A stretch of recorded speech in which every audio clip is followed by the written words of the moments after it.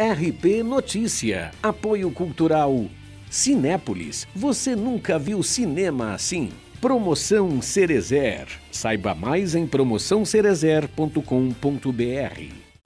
Hoje é quinta-feira e nesta edição do RP Notícia você vai ver que a polícia procura o assassino de um morador de rua de Jundiaí. O corpo da vítima estava próximo ao bar na Rua Prudente de Moraes, no centro da cidade. Você vai ver também os números da microcefalia no país e ainda. Passa dos 200 o número de moradores de rua nas cidades que compõem o aglomerado urbano. E somente em Jundiaí são mais de 150. Muitos preferem não voltar para casa ou mesmo trabalhar. Procura pela vacina contra a gripe H1N1 é grande em Várzea Paulista, mas, segundo a Secretaria de Saúde, foram disponibilizadas doses para todos aqueles que pertencem aos grupos prioritários. Procura por promoções para o presente do Dia das Mães? O Bazar Grendac pode ser uma boa opção. Isso e muito mais em instantes aqui no RP Notícia.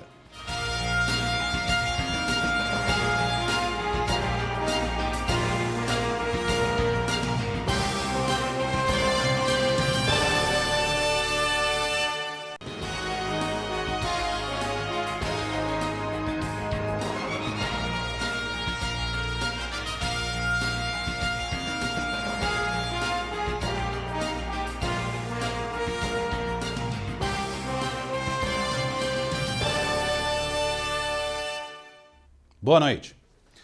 A polícia de Jundiaí tenta identificar o autor do assassinato do morador de rua Carlos dos Santos, de 42 anos. O corpo dele foi encontrado na noite da última terça-feira com ferimentos na cabeça, próximo a um bar na Rua Prudente de Moraes. Um homem chegou a ser detido e ouvido pela polícia, mas foi liberado por falta de provas. Segundo testemunhas, Carlos bebia com outros moradores pouco antes do crime. A polícia suspeita que o assassinato possa ter sido cometido por um homem magro, branco, de aproximadamente 1,70 m de altura e que anda acompanhado de um cachorro. Ele já tem passagem por assassinato e teria sido visto próximo ao local do crime. E de acordo com a Secretaria de Estado de Desenvolvimento Social, o aglomerado urbano de Jundiaí, composto por 7 municípios, tem atualmente 200 moradores de rua. Porém, o levantamento não leva em conta as pessoas em situação de vulnerabilidade e que são itinerantes. Passam alguns dias na região.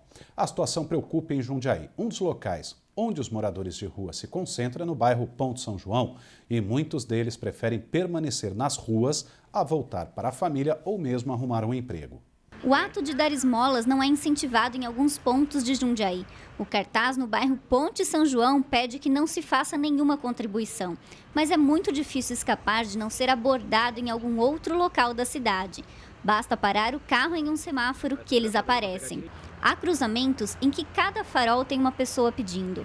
Em outros, há mais de um querendo uma moedinha, seja de maneira espontânea ou comprando algum produto. Apesar da resistência dos moradores das regiões onde há muitos pedintes, ficar no semáforo foi a solução mais fácil encontrada por muitas pessoas. Tu me oferece emprego para mim aqui de porteiro, mas eu não gosto de trabalhar. Eu já trabalhei, meu tempo de serviço eu já fiz. Tem 3 anos de NPS já, pago. Pedindo livremente, sem abordagem de nenhuma força de segurança, o dinheiro que se ganha no semáforo é usado para comer e também alimentar pequenos vícios. Comprar mistura, Mamitec, tomar uma. E dá para viver bem com o dinheirinho que o senhor ganha aqui ou precisava de mais? Precisava de mais, lógico, né? Quanto mais, melhor, né? Com 71 anos, este senhor não quer mais trabalhar e passa seus dias em um semáforo pedindo. Conta com a bondade de muitos motoristas. Para ele, esta é a melhor maneira de conseguir dinheiro. Eu, com 71 anos, não quero mais trabalhar. Quero descanso agora. E o senhor não tem vergonha de pedir? Não, graças a Deus não. É melhor pedir do que roubar, né? No último dia 26 foi realizado em Campo Limpo Paulista o segundo encontro do AUJ sobre a inclusão social dos moradores de rua e foi apontado que Jundiaí possui 150 moradores de rua e 300 pessoas itinerantes ao mês passam pela cidade. Em Campo Limpo Paulista são 12 moradores de rua. Em Louveira, 27. Jarinu e Cabreúva, 5 cada cidade. Várzea Paulista não tem levantamento específico sobre o número de moradores de rua ou pessoas itinerantes. Agora a gente fala das condições climáticas para as próximas horas nas cidades da nossa região. Ainda não há previsão de pancadas de chuva. Veja os detalhes da meteorologia. A sexta-feira em Jundiaí será ensolarada. A temperatura sobe um pouco, a máxima chega aos 28 graus, a mínima é de 16. Em Cabreúva também não há previsão de pancadas de chuva para esta sexta-feira e as temperaturas oscilam entre 14 e 27 graus. Já em Louveira, a máxima prevista para amanhã é de 29 graus no período da tarde. De madrugada esfria e a mínima é de 16 graus. O sol brilha forte durante todo o dia e também não há previsão de chuva para as próximas horas. E a sexta-feira amanhece ensolarada na capital paulista. Porém, ao longo do dia, nuvens carregadas devem ocasionar pancadas de chuva, principalmente no fim da tarde. A temperatura mínima em São Paulo é de 15 graus e a máxima fica nos 25. A seguir aqui no RP Notícia, você vê que o movimento é intenso nas unidades de saúde de Várzea Paulista. Mesmo assim, a Secretaria de Saúde garante que não vai faltar vacina contra a gripe H1N1. Até já!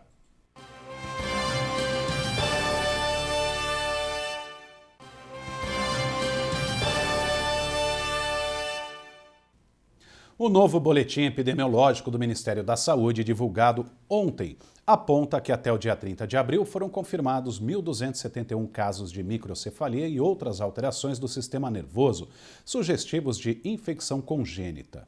Em todo o país, no total, foram notificados 7.343 casos suspeitos desde o início das investigações, em outubro de 2015, sendo que 2.492 foram descartados. Outros 3.580 estão em fase de investigação.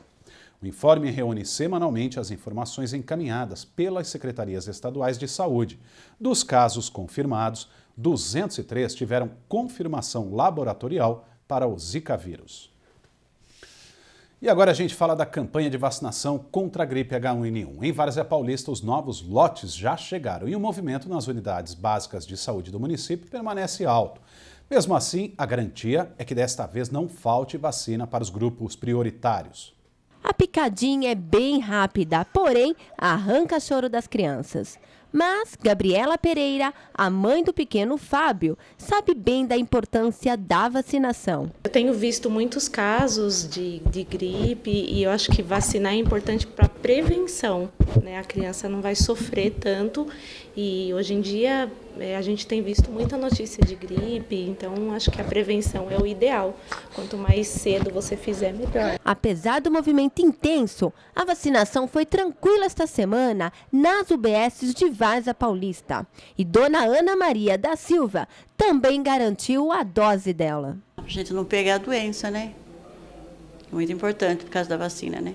A supervisora de saúde coletiva da UBS de Várzea Paulista reforça que a vacina protege contra todos os tipos de gripe. Além disso, aqueles cuidados básicos com a saúde continuam valendo com ou sem a imunização por meio da campanha. Para evitar a transmissão da doença, a gente pede que as pessoas lavem sempre as mãos, né? Que elas permaneçam em locais ventilados, que sempre ao chegar em casa, depois de tocar no ônibus, locais onde tem grande quantidade de pessoas, sempre está higienizando bem as mãos. Se não houver a possibilidade de lavar a mão com água e sabão, utilizar o álcool gel, que também auxilia na prevenção da doença. A vacina continua disponível em todas as unidades básicas de saúde aqui em Várzea Paulista.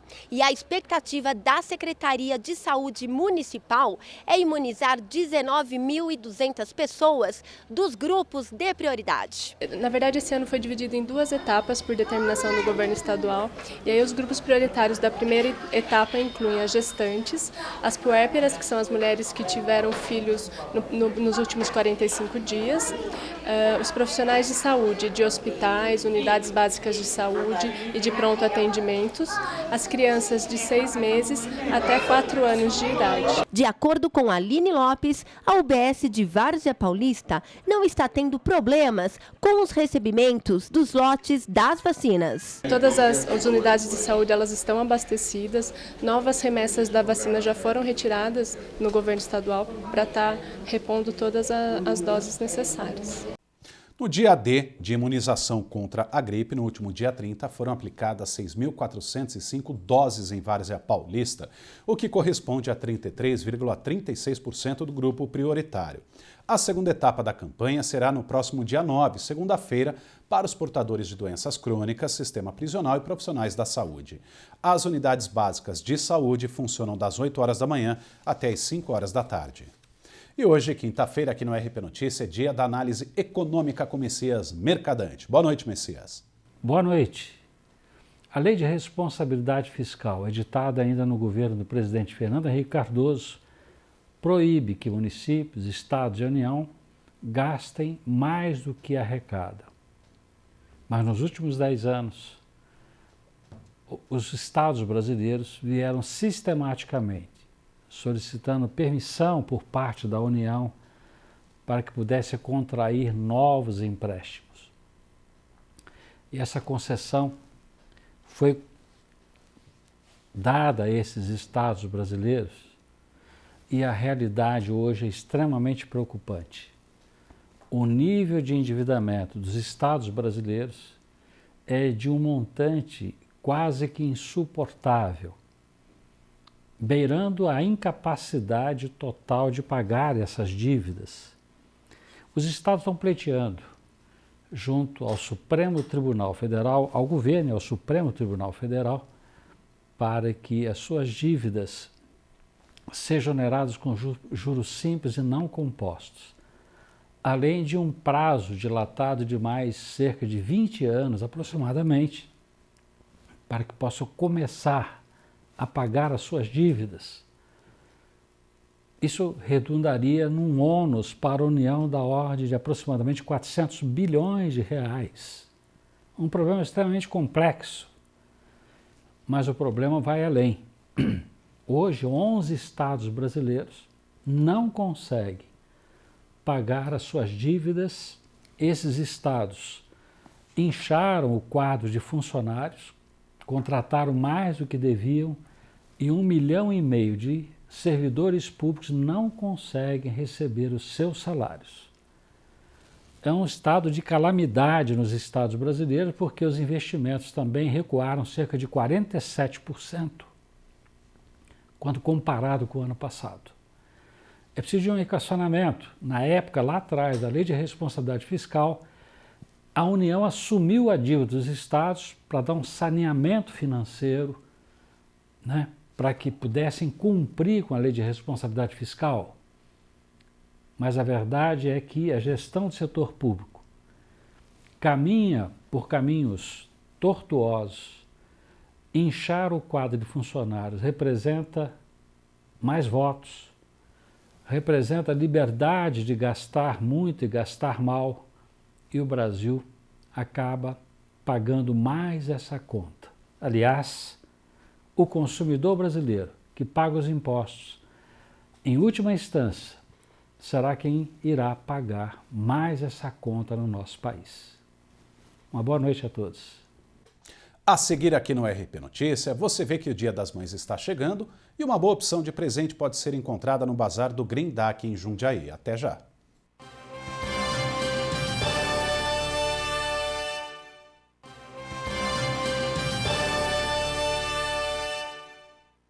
Amanhã, dia 6 de maio, e 50 restaurantes do programa Bom Prato comemoram o Dia das Mães com um almoço especial.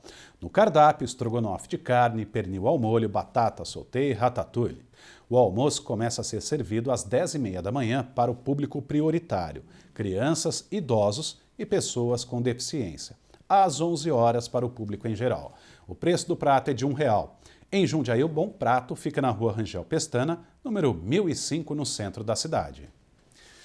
Quem ainda não comprou o presente para o Dia das Mães, uma boa opção para os moradores da região pode ser o Bazar do Grindac. Os descontos chegam até 50%.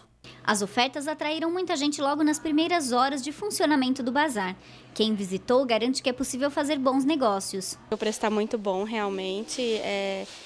Em relação às lojas, a gente vê que a diferença é grande E os produtos são muito bons, né? De qualidade. Mas não é só o setor de cama, mesa e banho que está como sugestão de presente para o Dia das Mães. O artesanato feito pelas voluntárias do Grendac também já está sendo vendido e no sábado, mais novidades para agradar todo tipo de mãe. O nosso bazar permanente vai estar aberto, das 10 às 16 horas. E quem comparecer no sábado ainda vai poder comprar uma sobremesa. E em tempos de crise econômica, os descontos são bem-vindos e tem presentes para todo tipo de bolso. O artesanato ele começa a partir de R$10. Já a cama, mesa e banho você encontra com desconto de 50%, até 50% de desconto. Agora, roupas do bazar permanente são roupas em bom estado a partir de R$10 também. Mais do que comprar um bom presente ou mesmo uma lembrancinha, a coordenadora de eventos ressalta que o importante é que mais do que uma mãe sairá feliz. As vendas serão revertidas também para o trabalho da entidade. Essa renda será revertida para o custeio do Grendac. Então eu acho que assim, você vai presentear a sua mãe e ajudar a instituição. E este, claro, é também um dos motivos de tanta gente já estar comprando. É sempre muito bom ajudar e poder auxiliar com pouco que seja, né? De alguma forma. O horário de funcionamento do bazar do Dia das Mães é das 10 horas da manhã até as 4 horas da tarde. O Grendac fica na rua Olívio Boa, número 99, no Parque da Represa, em Jundiaí. E termina aqui mais uma edição do RP Notícia. Outras informações você encontra no rpnoticia.com, nosso portal, e também durante a nossa programação. Para você, uma ótima noite. A gente se vê amanhã.